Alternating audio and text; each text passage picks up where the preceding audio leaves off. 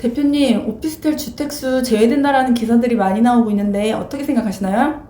이건 좀 서론이 있어야 이해하시기 편하실 거예요. 오피스텔은 오피스텔,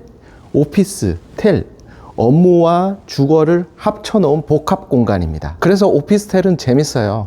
업무용으로 쓸 수도 있고 주거용으로 쓸 수도 있고, 이렇게 처음에 주택수에 포함되지 않는 임대사업을 하시오라고 만들어 놓은 상품이 오피스텔입니다. 그런데 말입니다, 지난 몇 년 동안 유례없는 부동산 상승장이 연달아 2번 왔었죠. 그때 오피스텔도 역시 2018년도에 강제로 주택수로 합산되어 버립니다. 그러다 보니 오피스텔 분양 시장이 박살이 나버렸고, 분양이 안 되니 그 어떤 건설사들도 오피스텔을 짓지 않고 있고요. 현재까지요.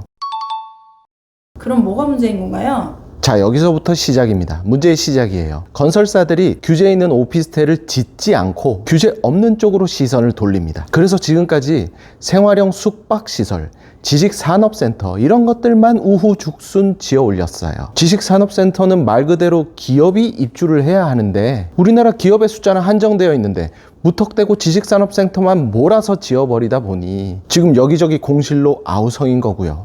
그 다음 생활형 숙박시설, 이건 더 심각해요. 레지던스죠. 일명 생숙으로 불리는 생활형 숙박시설은 전세 못 놓고 전입신고 안 되고 기계식 주차라 1:1 주차가 안 돼서 주차가 불편하다는 단점이 있죠. 거기에다가 이제부터는 생활형 숙박시설을 오피스텔인 양 사용을 하면 이행 과징금, 벌금을 내야 됩니다. 그러다 보니 생숙 분양받으신 분, 지식산업센터 분양받으신 분들이 피눈물을 흘리고 계신 거죠. 정리해보면 오피스텔을 주택수에 포함시킨 여파로 오피스텔은 공급이 씨가 말려버렸고요. 생활형 숙박시설, 지식산업센터의 과공급으로 이어졌다라고도 볼 수 있습니다.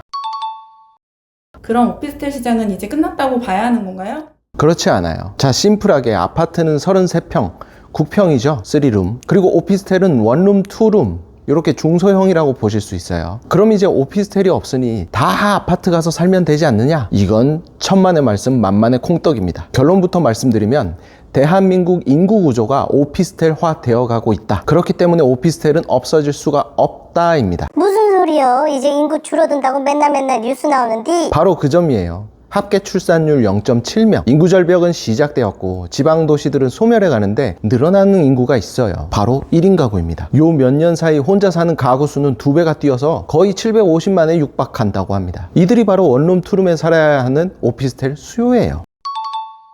그렇다면 오피스텔 분양받는다면 언제가 괜찮을까요?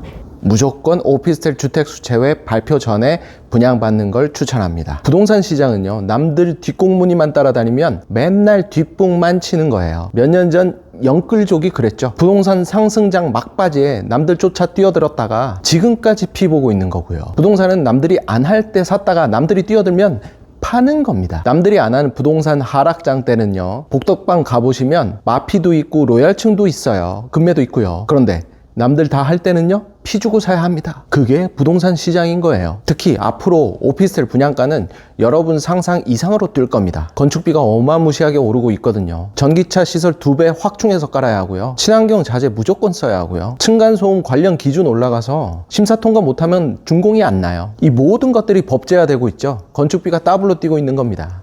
분양가는 땅값 더하기 공사비예요. 이 말은 즉 분양가가 훨씬 더 올라간다. 할인 분양가, 그건 옛말입니다. 지금 분양가 상한제가 유명무실해진 거 보면 알 수 있어요. 게다가 심지어 오피스텔 주택수 제외라는 말이 지역마다 달라요. 조정지역이 해제된 수도 권역의 오피스텔들은요, 이미 종부세 합산 배제되었어요. 중요합니다. 이미 종부세 빠졌어요. 서울 빼고. 단 양도세 문제가 남아있는 거죠. 따라서 오피스텔 분양 받으시려면 주택수 제외 발표 이전에 사십시오. 그게 지금 부동산 시장에서 돈 버는 법입니다. 마지막으로 오피스텔 분양에 대해 한마디 해주세요. 오피스텔은 무조건 일자리 많은 지역에 분양 받으십시오. 자, 이건 실사례입니다. 분당 사는 A씨가 회사가 영종이어서요, 월요일서부터 금요일까지는 영종에 있고 주말에 이제 집에 가는데 와이프한테 영종에 아파트 하나 숙소로 잡아놓겠다 했답니다. 그랬더니 집사람 내무부 장관이 뭐라고 했을까요? 왜?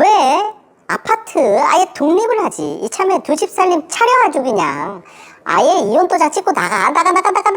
현재 A씨는 영종에 원룸 오피스텔 쓰고 계십니다. 영종에 일자리 회사들은 많은데 투룸 오피스텔이 거의 없거든요. 그래서 이미 단물 빠진 아파트 전세 갭 투자보다 앞으로 월세 받는 투룸 오피스텔이 훨씬 괜찮을 수 있다 하면서 마무리하겠습니다.